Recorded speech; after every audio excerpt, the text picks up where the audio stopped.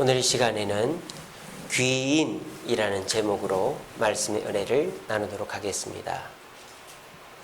귀인, 귀신을 말하는 게 아닙니다. 한자를 보시면 이 귀자가 무슨 귀자입니까? 예, 귀할 귀자입니다. 부귀영화할 때 맞나요? 맨날 틀려가지고 귀할 귀자의 사람인 자, 귀인이라는 뜻은 귀중한 사람, 소중한 사람, 나를 도와줄 만한 사람을 귀인이라고 합니다.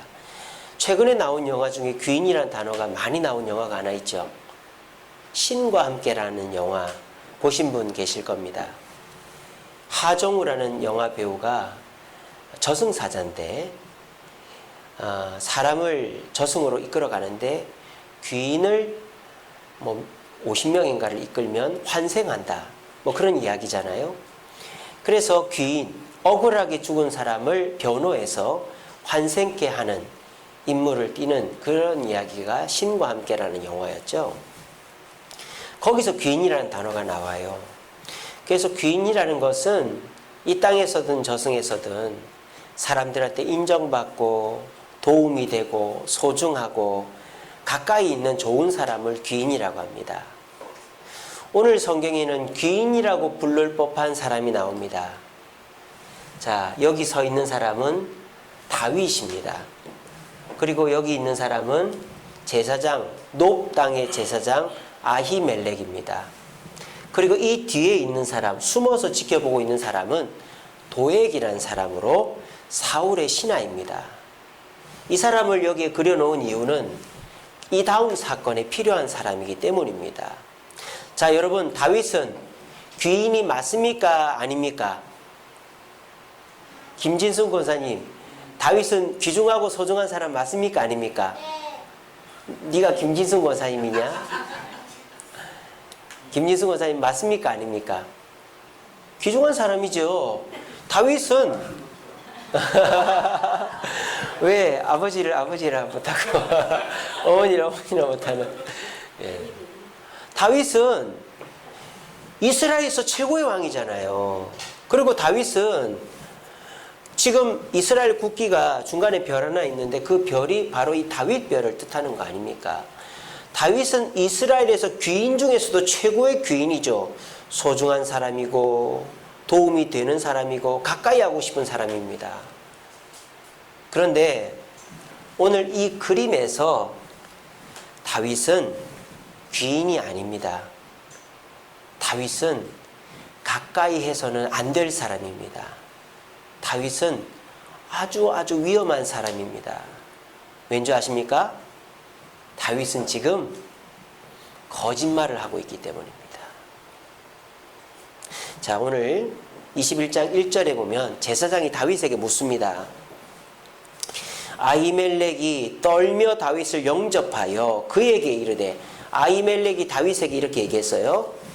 네가 홀로 있고 함께하는 자가 아무도 없느냐? 이 아히멜렉이 다윗에게, 다윗, 왜 당신 혼자 왔소? 당신 부하들은 어디 있어? 라고 질문했습니다. 그럼 다윗이 뭐라고 그래야 됩니까? 제사장님, 살려주세요. 사울 왕이 저를 억울하게 죽이려고 그래서 제가 여기 도망을 왔습니다. 저를 좀 숨겨주세요. 그러면 이 아히멜렉이 안 됩니다. 사울이 저를 죽일지도 몰라요. 얼른 가세요. 라고 했겠습니까? 그렇게 하지 않죠. 예, 제가 숨겨드릴게요. 제가 뭐 도와드릴 게 없을까요? 제가 너무 배가 고픈데 이거 드세요. 이거 하나님께 드렸다가 나온 떡이니까 드셔도 됩니다. 또 도와드릴 게 없을까요? 제가 무기를 너무 급하게 나오다 보니까 무기를 안 갖고 왔습니다. 예, 그래요. 마침 제가 당신이 골리앗을 죽이고 뺏은 그 칼과 방패가 저한테 있습니다. 이거 가지고 가세요. 이 아히멜렉 제사장이 그렇게 했겠어요? 안 했겠어요? 분명히 그렇게 합니다. 이 사람은. 하고도 남습니다. 그 이유는 조금 있으면 압니다. 이 사람은 겁쟁이가 아닙니다. 그 힌트는 여기 도액이라는 사람이 지켜보고 있다는 걸 기억하세요? 그래서 이 아히멜렉은 아마도 소식을 다 듣고 있었을 거예요. 지금 사울은 다윗을 미워한다. 사울은 호시탐탐 다윗을 죽일 기회를 찾고 있다.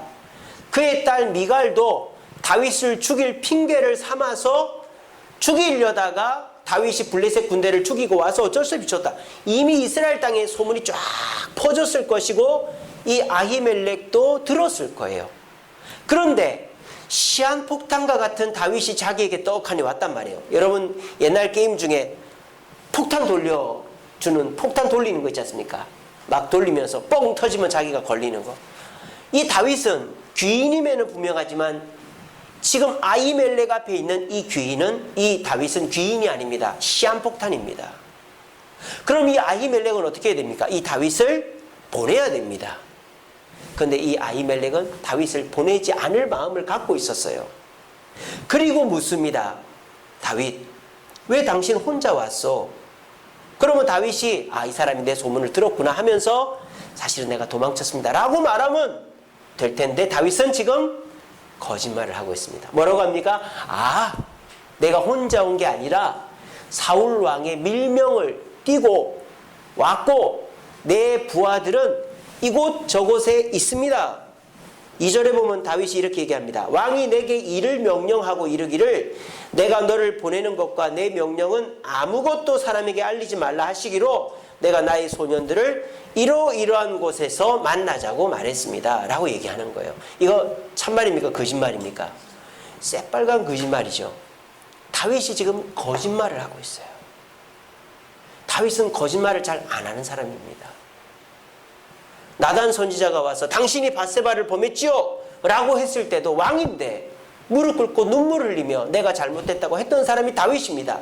근데 지금 왕도 아니고 아무것도 아닌데 뻔뻔스럽게 거짓말을 하고 있는 거예요.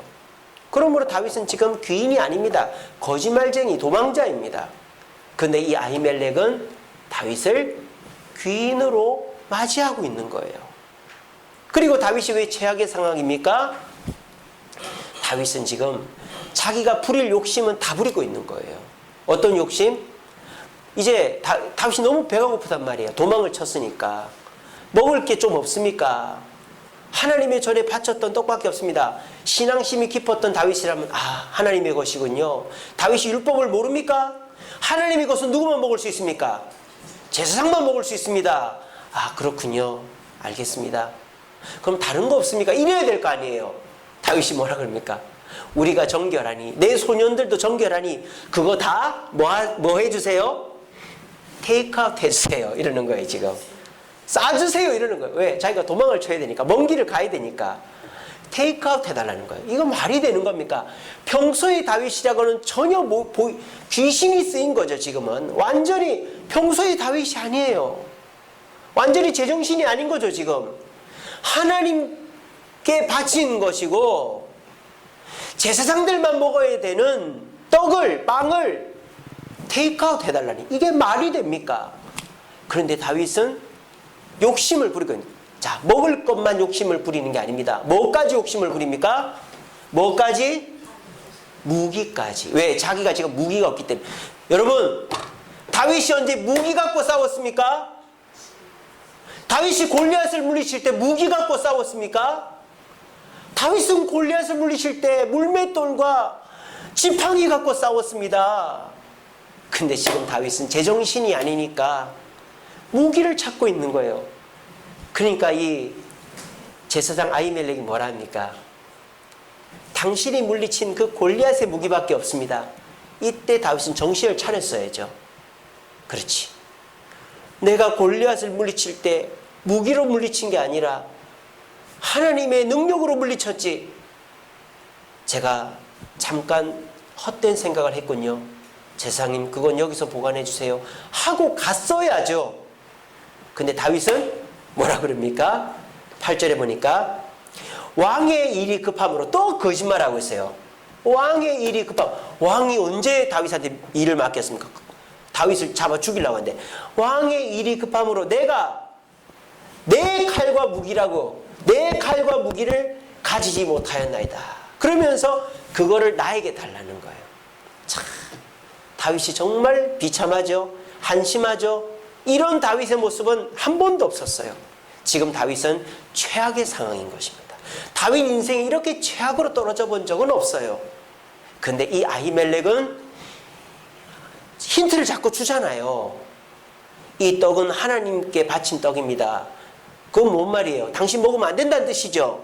힌트를 줬죠. 또 무기가 있습니까? 했을 때 무기가 있긴 한데 이거는 당신이 죽인 골리앗의 무기입니다. 그러면 힌트 아닙니까? 당신이 언제 무기 갖고 싸웠어? 골리앗도 하나님의 뜻으로 물리친 거 아니요? 무기 욕심 부리지 마시고. 그런데 다윗은 또 거짓말하면서 그 무기를 달라고 그럽니다. 자, 힌트를 줬는데도 다윗은 알아채지 못하고 계속 달라고 하고 있어요.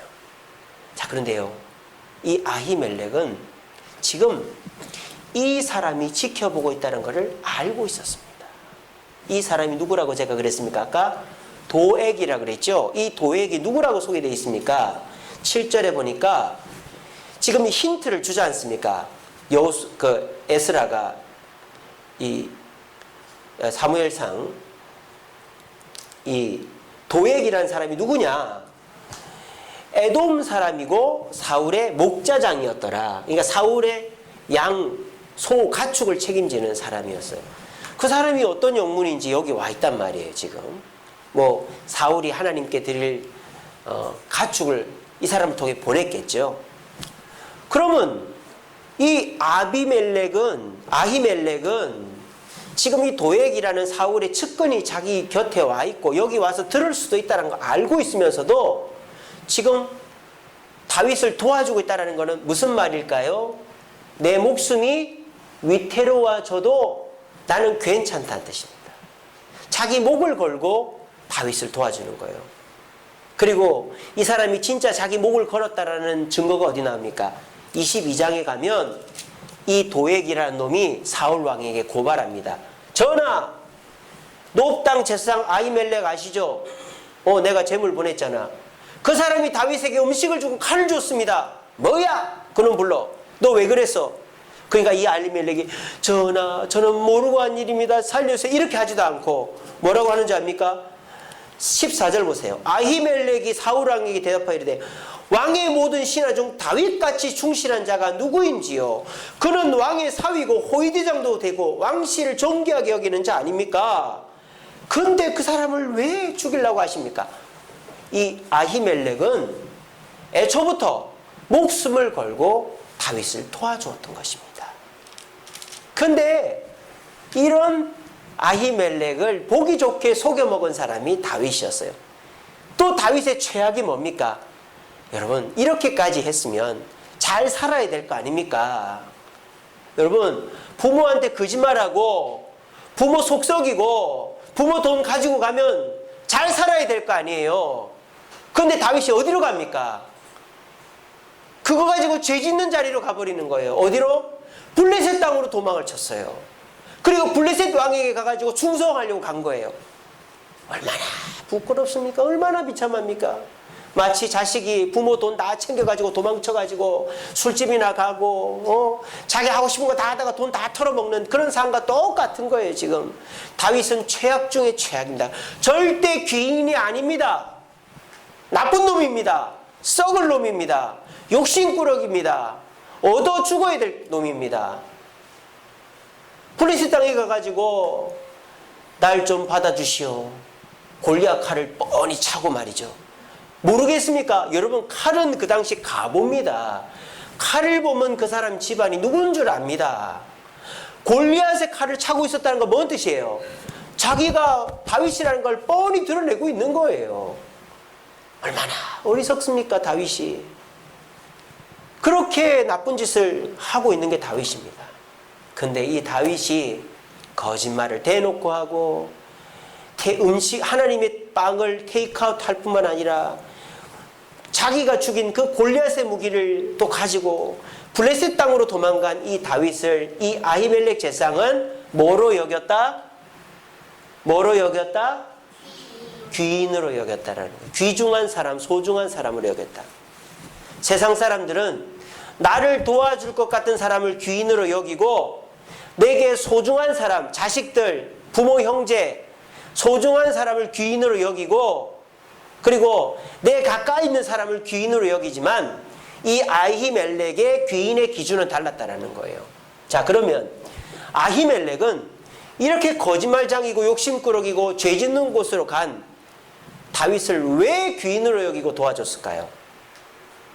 아히멜렉이 선견지명이 있어서 다윗이 나중에 왕이 될 줄 알아서 그런 말이 어디 나옵니까?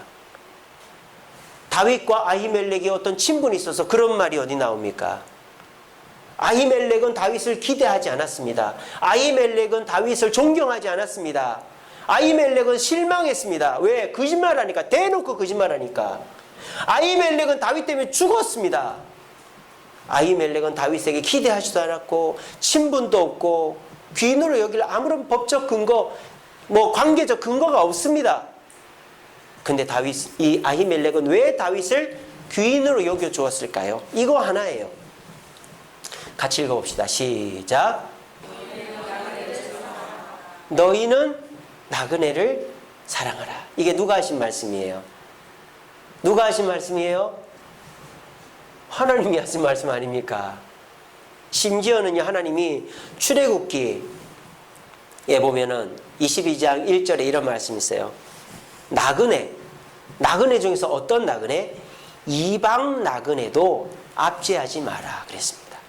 이방인 나그네라 해도, 너하고 아무 상관이 없고 설사 너를 해하려고 한 사람이라 해도 그 사람이 나그네로 떠돌고 어려움을 당하면 압제하지 말고 도와줘라, 사랑해라. 이것이 하나님의 뜻입니다. 지금 아히멜렉은 다윗을 귀인으로 여긴 이유가 법적인 것, 관계적인 것, 어떤 이익에 상관없이 오직 하나, 하나님의 말씀 때문에 귀인으로 여겼다라는 것입니다. 오늘 이 자리에 계신 여러분들에게도 귀인이 있을 것입니다. 귀중하고 소중한 사람이 있을 것입니다. 내 남편이 소중하죠. 내 아내가 소중하죠. 안 그렇습니까? 여러분 남편이 소중하십니까? 예, 우리 노현승 고사님만 대답하시네요. 아내가 소중하십니까? 예, 여러분 자녀가 소중하십니까? 자녀가 안 소중하신가 보네. 다들 소중하죠.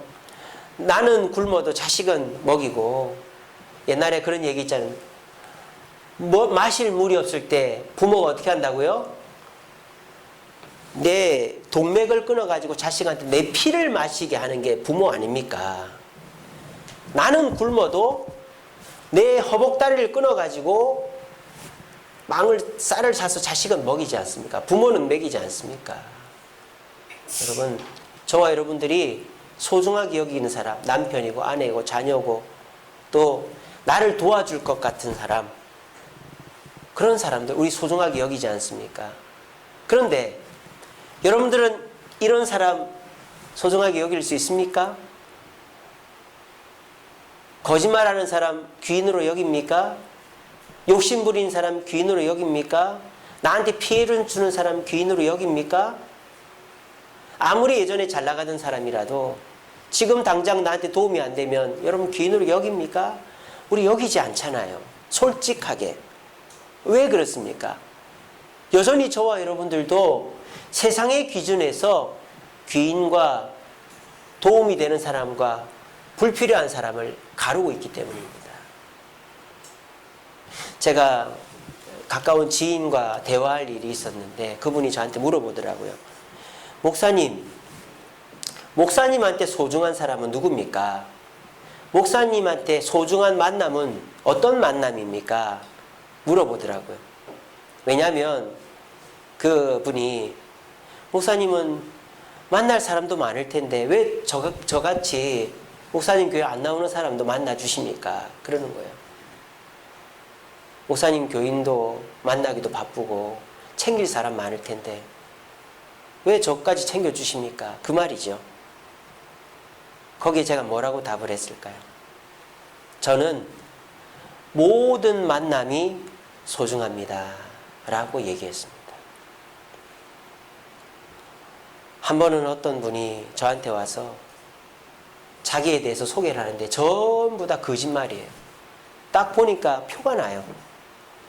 자기가 대학 교수였고 자기가 아내가 병이 들어서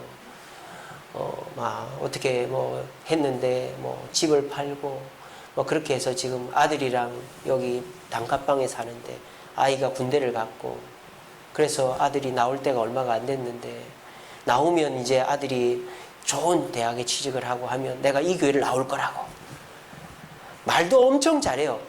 진짜 대학 교수같이 생겼어요. 잘생겼어요. 그래서 예 나오십시오 그렇게 했죠. 근데 제가 돈이 좀 필요한데 돈을 좀 빌려주시면 안 되겠습니까? 그러더라고요. 그래서 제가 돈은 없습니다. 그러니까 표정이 싹 바뀌어요.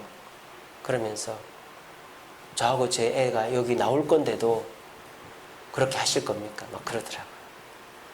그래서 제가 그랬어요. 저는 찾아오신 분에게 돈은 드리지 않습니다. 하지만 주일날 교회 오시면 식사하시고 교회 나오시면 교회가 도움을 드릴 겁니다. 교회 나오세요. 그렇게 얘기를 했습니다. 그러니까 이 사람이 표정이 싹 바뀌어요. 그러면서 하는 말이 뭐 주실 거 없습니까? 뭐 그러더라고요. 그래서 제가 이제 저한테 들어온 쌀이 있었어요. 성도님 어떤 분이 목사님 드시라고 쌀을 10kg짜리를 하나 주신 게 있어서 창고에다 넣어놨었거든요. 그래서 제가 쌀 10kg가 있는데 그거라도 가져가실래요? 그랬더니 그거라도 주시오 하고 가져가면서 이번 주일날 오겠습니다 했습니다. 왔을까요? 안 왔을까요? 안 왔죠. 저는 모든 만남을 소중하게 생각합니다. 제가 왜 돈을 안 주냐면 돈을 주는 건 그분들한테 도움이 안 되기 때문입니다. 저는 3시간, 4시간 이 얘기를 들어줍니다. 그런데 제가 한 2시간 얘기를 들어줬는데 또 오는 사람은 변화될 사람이에요. 근데 돈을 요구했는데 제가 안 줬을 때 안 오는 사람은 돈을 줘도 변화가 안 될 사람입니다. 그러니까 돈을 안 줍니다. 하지만 얘기는 들어주고 기도는 해줍니다. 왜? 이 말씀 때문입니다.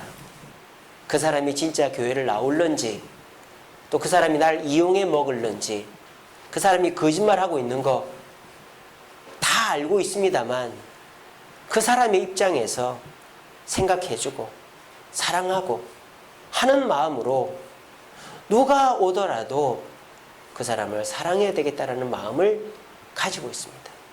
그는 그 사람이 나한테 진실을 얘기하고 나를 도와줄 것 같아서가 아니라 주님 말씀 때문에 그렇게 하고 있습니다. 만일 저와 여러분들이 사람을 이런 식으로만 대할 수 있다면 우리에게 원수는 없을 것입니다. 우리에게 억울함은 없을 것입니다. 우리에게 원망 불평은 없을 것입니다. 왜? 나를 이용해 먹고 거짓말을 하고 죄를 짓는 사람이라도 그 사람 때문이 아니라 주님 말씀 때문에 사랑할 수 있기 때문입니다. 그렇게 되면 어떻게 될까요? 그 사람은 오히려 나를 더 이용해 먹으려고 할 것입니다. 그리고 그 사람은 절대 나를 도와주려고 하지 않을 것입니다. 하지만 우리 주님은 저와 여러분들을 기억해 주는 줄로 믿으시기를 바랍니다. 여러분, 귀인은 내게 도움이 될 만한 사람이 아닙니다. 귀인은 남편, 아내, 자녀, 부모, 형제, 소중한 사람이 아닙니다. 귀인은 가까운 곳에 있는 사람만이 아닙니다. 만약 여러분들이 귀인의 개념을 그렇게 두면 여러분들의 인간관계는 점점 좁아지게 될 것입니다. 요즘 사람들이 그렇지 않습니까? 요즘 사람들이 만날 사람이 없대요. 그러다 보니까 어떻게 됩니까? 부모하고도 틀어지면 안 만납니다. 형제들하고도 틀어지면 안 만납니다. 친구들하고도 틀어지면 안 만납니다. 왜? 귀인이 아니니까. 옛날에는 귀인이었는데 나에게 거짓말하고 욕심부리고 내 마음에 안 들고 하니까 이래서 싫고 저래서 싫고 이래서 믿고 저래서 불편하고 점점 인간관계가 좁아지는 거예요. 결국은 휴일이 돼도 만날 사람도 없고 전도할 사람도 없고 같이 여행 갈 사람도 없고 그러니까 결과적으로 외톨이가 돼버리는 거죠. 마귀가 원하는 것이죠. 집에 있어도 엄마랑도 얘기하지 않고, 아빠랑, 왜? 엄마하고도 감정이 상해 있고, 아빠하고도 감정이 상해 있고, 부모, 형제하고 다 감정이 상해 있으니까 만나려고 하지 않는 거예요. 점점 인간관계가 좁아지는 거죠. 그러면 우리는 마귀의 밥이 되는 것입니다. 마귀는 혼자 있는 사람을 좋아합니다. 그리고 그 혼자 있는 사람 마음속에 미움을 심습니다. 의심을 심습니다. 그러면 그거는 그 미움의 당사자와 대화하지 않는 한 풀리지 않습니다. 의심은 의심의 당사자와 대화하지 않는 한 풀리지 않습니다. 그 미움은 자랍니다. 의심은 자랍니다. 그래서 내 안을 가득 채웁니다. 기정사실화합니다. 미래까지 판단하게 만듭니다. 그래서 사람들이 접근을 차단하고 나 혼자 머물러 있는 것입니다. 그것을 깨는 방법이 뭘까요? 귀인의 개념을 바꾸는 것입니다. 귀인은 내가 소중히 여기는 사람이 아니고 하나님이 내게 붙여준 사람인 줄로 믿으시기를 바랍니다. 제가 그렇게 얘기했습니다. 제 지인이 목사님에게 소중한 사람은 누구예요? 목사님에게 소중한 만남은 누굽니까? 그래서 저는 모든 만남이 소중합니다 라고 말했다고 그랬죠. 왜입니까? 라고 그랬어요. 그때 제가 이렇게 답했습니다. 왜냐하면 하나님이 그 사람을 제게 붙여주었기 때문입니다 라고 답을 했습니다. 여러분의 부모님이 여러분들 힘들게 합니까? 여러분의 부모님이에요. 여러분들을 낳고 키워준 분이에요. 그만큼 큰 인연이 어디 있습니까? 우리말에 옷깃만 스쳐도 인연이라는데 옷깃이 뭡니까? 그 몸에서 태어났는데, 그런데 요즘에 버젓이 부모랑 관계를 끊는 사람들이 얼마나 많은지 몰라요. 좀 있으면 추석인데 추석 때 가지도 않아요. 형제랑, 피를 나눈 형제랑 의절합니다. 감정 상했다고, 나를 서운하게 했다고, 안 도와줬다고. 여러분, 그거는 마귀가 심어준 의심과 미움이 혼자 있다가 내 자신을 다 씹어 삼켜가지고 마귀의 밥이 된 결과물인 것입니다. 여러분, 하나님이 맺어 주었다면 그거는 귀인인 줄로 믿으시기를 바랍니다. 여러분 가까이 있는 사람들 좋고 나쁨에 상관없이 다 귀인입니다. 여러분 직장에서 직장 상사, 또 직장에서 부하 직원 있습니까? 거래처 사장님들 있습니까? 다 귀인입니다. 심지어는 여러분들을 힘들게 하는 사람이라 할지라도 그 사람을 통해서 나를 돌아보고 나를 낮추고 내가 변화될 수 있는 기회를 줬으니 저 사람도 귀인이라고 생각하면 되는 거예요. 내가 복받을 기회를 줬구나. 내가 저 사람을 도와주면서 하나님께 복받을 기회를 얻었구나. 그렇게 생각하면 귀인이 되는 것입니다. 여러분 교회에서 마음이 안 맞는 사람 있지요? 뜻과 다른 사람 있지요? 저 사람 한 사람 안 나왔으면 좋겠다 그런 사람이 있지요? 여러분 그 사람도 누군가에게는 귀인이고 하나님의 백성이요 하나님이 이 주세움교회 성도로 만든 사람이라는 걸 기억하시기 바랍니다. 아담이 뭐라 했습니까? 하나님이 나에게 붙여준 그 여자가 먹으라 해서 먹었다 그러지 않습니까? 참 웃기죠? 아담이 하와를 두고 뭐라 그랬어요? 내 뼈 중에 뼈요 살 중에 살이라 그랬어요. 그때는 맞고 지금은 틀립니까? 그때는 귀인이고 지금은 원수입니까? 그런 만남이 어디 있습니까? 그때나 지금이나 같은 것이지요. 근데 하나님은 아담의 그런 태도에 벌을 내리신 것입니다.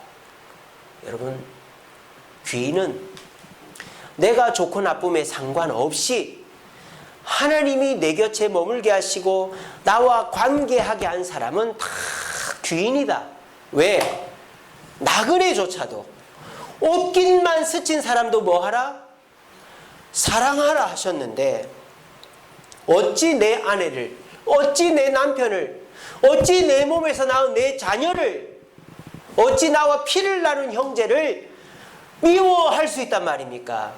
그것은 하나님이 주신 그 부모가 나를 힘들게 했으므로, 하나님이 주신 그 형제가 나를 힘들게 했으므로 나는 그 사람을 미워할 수밖에 없어요 라고 말하는 것은 하나님을 부정하는 것과 똑같은 것입니다.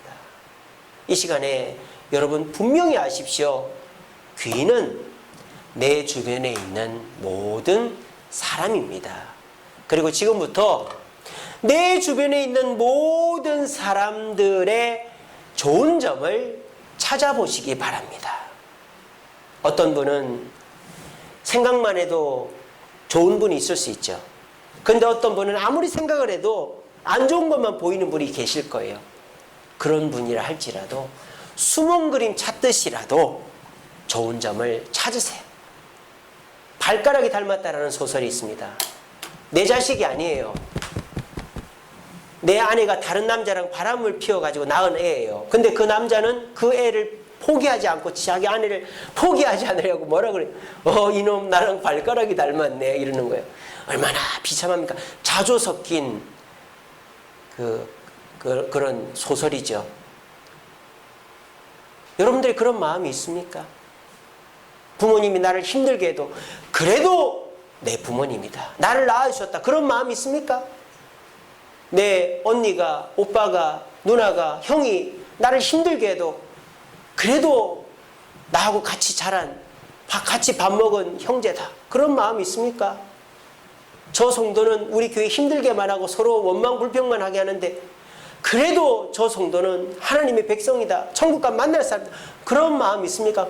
그런 마음으로 귀인으로서의 장점들을 눈 씻고 찾으려도 안 보이더라도 찾아보려고 노력하면 저와 여러분들은 그 사람은 그걸 몰라줘요.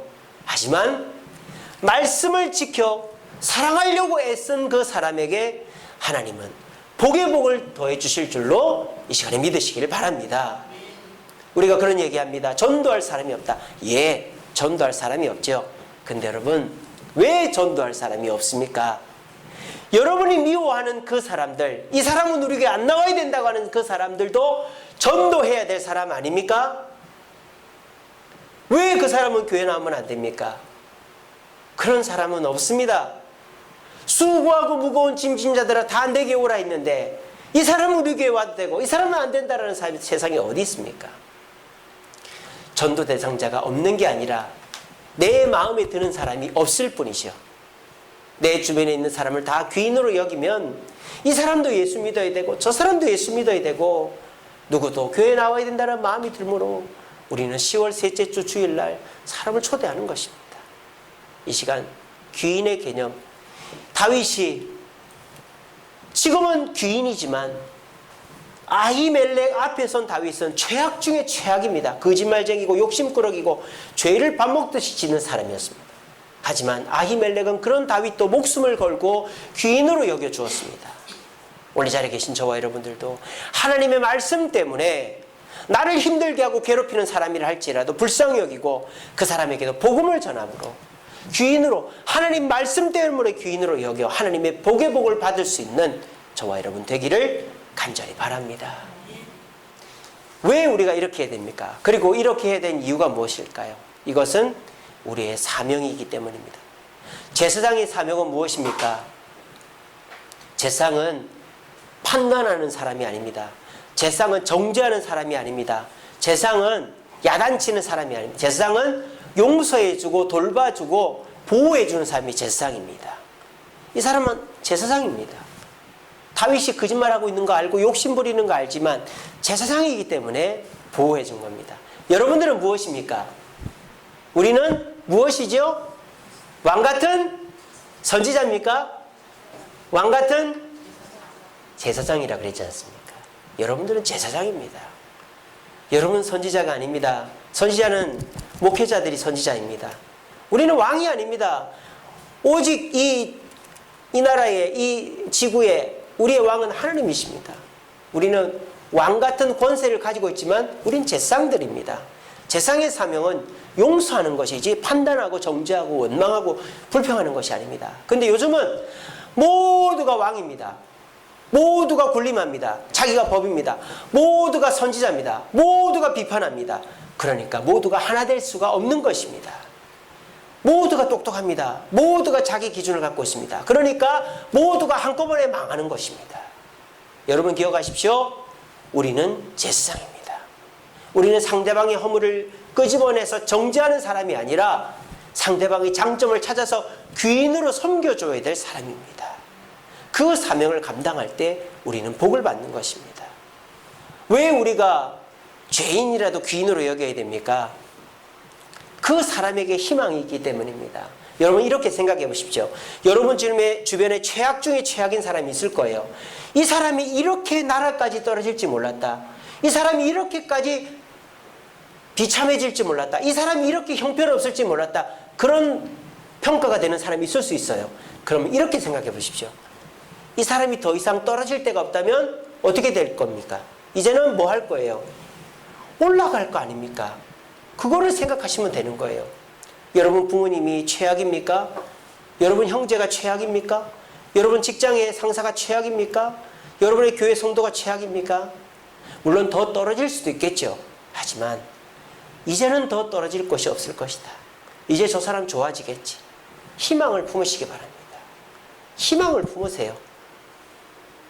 긍정적인 사람일수록 나아지겠지, 좋아지겠지, 희망을 품습니다. 부정적인 사람일수록 더 나빠질 거야. 희망을 버립니다. 똑같은 사람인데 말이죠. 희망을 품고 희망의 눈으로 바라보는 사람은 올라갑니다. 하지만 절망의 눈으로 바라보면 그 사람은 계속 절망으로 떨어지는 거예요. 다윗이 어떻게 됐습니까? 다윗은 분명 이 아히멜렉의 희생을 들었을 것입니다. 다윗은 이 이후로 거짓말을 하지 않습니다. 이 이후로 다윗은 바세바의 범죄를 저질렀을 때도 거짓말하지 않고 인구조사를 했을 때도 거짓말하지 않습니다. 다윗은 이 이후로 욕심 부리지 않습니다. 다윗은 이 이후로 죄된 길로 가지 않습니다. 한번 갔다가도 돌아섭니다. 여러분, 아히멜렉의 희망, 목숨을 건 희망은 열매 맺게 된 것입니다. 저는 이 시간에 감히 묻고 싶습니다. 여러분들은 주변 사람에게 희망을 걸어본 적이 있습니까? 여러분 아버지에게, 여러분 어머니에게, 여러분 형제들에게, 직장 동료에게, 성도에게 희망을 걸어본 적이 있습니까? 그렇지 않다면 비판하지 마세요. 그렇지 않다면 정죄하지 마세요. 희망을 걸어 그 사람이 내 희망을 짓밟았다면 비판해도 됩니다. 나는 너에게 희망을 걸었다. 왜 이렇게 하니? 라고 말할 수 있습니다. 하지만 그런 적이 없다면 비판하지 마십시오. 어떤 시인의 식구가 이런 게 있지 않습니까? 연탄재 함부로 차지 마라. 너는 누구를 한 번이라도 따뜻하게 해줘 본 적이 있느냐라는 식구절이 있어요.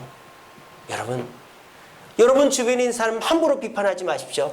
여러분은 누군가의 희망이 돼본 적이 있습니까? 누군가를 희망의 눈으로 바라본 적이 있습니까? 도움이 되지 않는 자, 더 이상 희망이 없는 자를 희망의 눈으로 바라보아준 자가 비판할 자격이 있는 거예요. 여러분, 우리 주변에 나락으로 떨어져 있는 사람에게 필요한 것은 비판이 아닙니다. 야단이 아닙니다. 돈이 아닙니다. 도움이 아닙니다. 희망의 눈길입니다. 긍정적인 배려입니다. 그 사람에게 자신감을 심어주는 것입니다. 부디 우리 주변에 낙심하고 죄짓고 나락으로 떨어져 있는 사람에게 비판하고 정죄하지 마시고 그래도 괜찮아질 거야, 그래도 나아질 거야, 희망을 심어주는 사명 감당하는 저와 여러분 되기를 간절히 바랍니다. 이렇게 하면 어떻게 될까요? 다윗이 아히멜렉을 도와줄 수 없었어요. 도망자였으니까. 그리고 아히멜렉은 죽어버렸어요. 근데 이 아히멜렉을 누가 높여줍니까? 하나님이 높여주십니다. 축복을 받는 것입니다. 여러분, 아히멜렉이라는 이름은 너무너무 많습니다. 근데 높당의 제사장 아히멜렉은 한 사람입니다. 그리고 높당의 제사장 아히멜렉 하면은 딱 뭐가 떠오릅니까? 다윗을 도와서 희생한 사람이라는 게 딱 떠오르는 것입니다. 여러분, 어떤 사람을 생각할 때 그 사람이 딱 떠오를 수만 있다면 그거는 축복입니다. 제가 인터넷 포털 사이트 뉴스에 보니까 이상훈이라는 개그맨이 유튜브 방송을 하는데 구독자가 막 200만 명, 100만 명이 넘더라고요. 한 달 수입이 중형차 한 대 값이래요. 근데 그 사람이 어떤 유튜브 채널을 운영하는지 아세요? 키덜트 채널을 운영합니다. 그게 뭐냐? 어른인데 장난감을 좋아하는 어른. 그래서 그 사람 동영상 보면 다 장난감 사 모으는 거예요. 여러분 그걸 누가 볼까요? 어린 시절에 장난감 못 갖고 노는 어른들이 그거를 주구장창 보는 거예요. 그러니까 그 사람이 개그맨에서 버는 돈보다 유튜브에서 버는 돈이 더 많은 거예요. 이상훈 하면 개그맨이 아니라 유튜버, 크리에이터로 이제 통하는 거예요. 여러분 이 세상에서요, 그 사람 했을 때 어떤 대명사로 그 사람이 떠오를 수 있다면, 세종대왕 하면 뭡니까? 대답해 보세요. 세종대왕 하면 뭡니까? 한글. 이수진 장군 하면 뭡니까? 거북선. 안중근 의사 하면 뭡니까? 이토 히로부미. 이런 식으로 누구 하면 딱 이름이 떠오른다면 그 사람은 복된 사람이에요. 축복받은 사람. 노업 땅 아히멜렉. 어떤 사람인지 우리가 전혀 몰라요. 그죠? 그 사람이 아버지는 압니다. 여기 나오니까. 근데 그 사람이 어떤 일을 했고 어떻게 몇 살에 죽었고 아무것도 몰라요. 근데 우리가 기억하는 건 뭐죠? 다윗을 목숨 걸고 도와줬다는 거예요. 누가 성경에 기록되어 있으니까 우리가 알지. 우리가 어떻게 합니까? 하나님이 기억해 주시는 것입니다. 오늘 자리에 계신 저와 여러분들이 누군가를 도와준다면, 귀인이 아닌 사람을 귀인으로 여겨준다면 하나님께서 저와 여러분들을 기억하고 만세토록 축복받게 해주실 줄로 믿으시기를 바랍니다. 우리 말씀 읽고 마치겠습니다. 시작.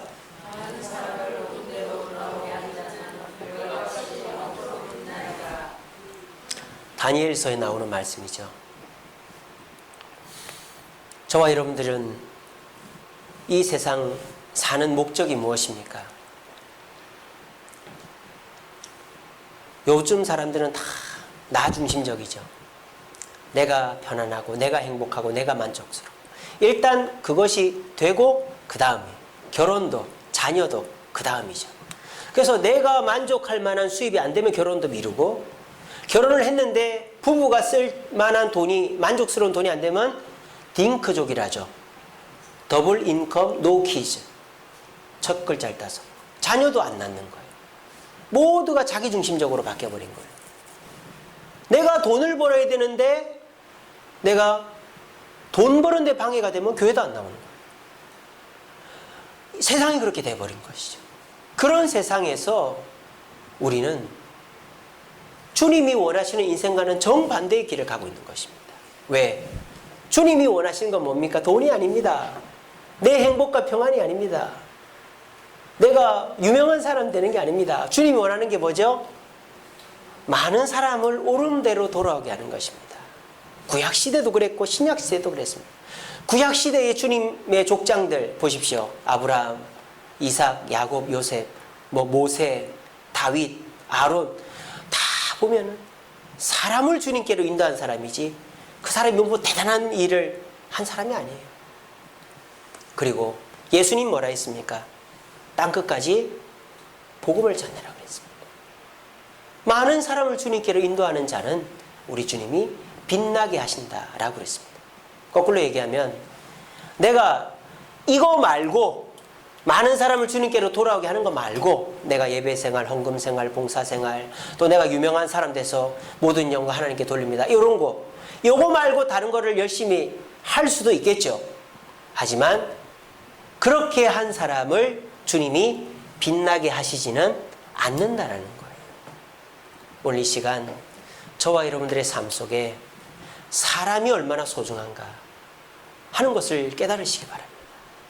이 사람 이래 싫고 저 사람 저래 싫고 그러다 보면 사람이 없어져요. 그러면 내가 아무리 돈이 많아도 아무리 권력이 있어도 주님 앞에서 복받지는 못합니다. 내 주변의 모든 사람이 귀인입니다. 그리고 나를 속여먹고 욕심부리고 죄짓는 사람이라 할지라도 귀인으로 여기고 그 사람을 돕고 그 사람에서 희망을 발견할 때 주님께서 저와 여러분을 빛나게 해주신 줄로 믿고, 우리 모두 오늘 이 시간 이후로부터 내 부모를, 내 형제를, 내 주변 사람을, 내 성도를, 모든 사람, 주님이 붙여준 사람이라면 귀인으로 여기고 섬김으로 주님께 복을 받고 또 주님 앞에 인도함으로 우리 모두가 주님 앞에 바르게 충성할 수 있는 저와 여러분 되기를 간절히 바랍니다. 우리 시간에 불을 좀 꺼주시고요, 찬양하시겠습니다. 당신의 그 섬김이 천국에서 해같이 빛나리. 당신의 그 겸손이 천국에서 해같이 빛나리.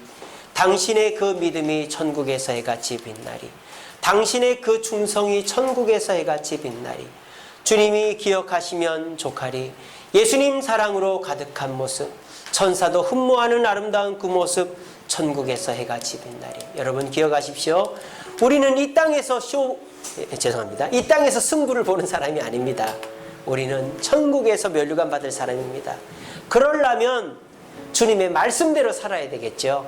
주님은 나그네도 사랑하라고 했는데 내 남편을, 내 아내를, 내 부모 형제를, 내 주변 사람을, 내 성도를 사랑하지 않고서 어떻게 천국에서 면류관 받을 수 있겠습니까?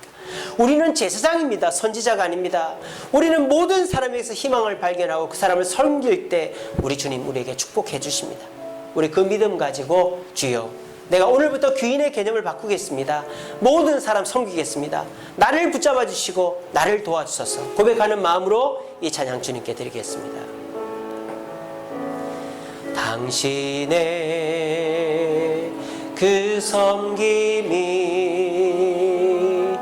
천국에서 해같이 빛나리. 당신의 그 겸손이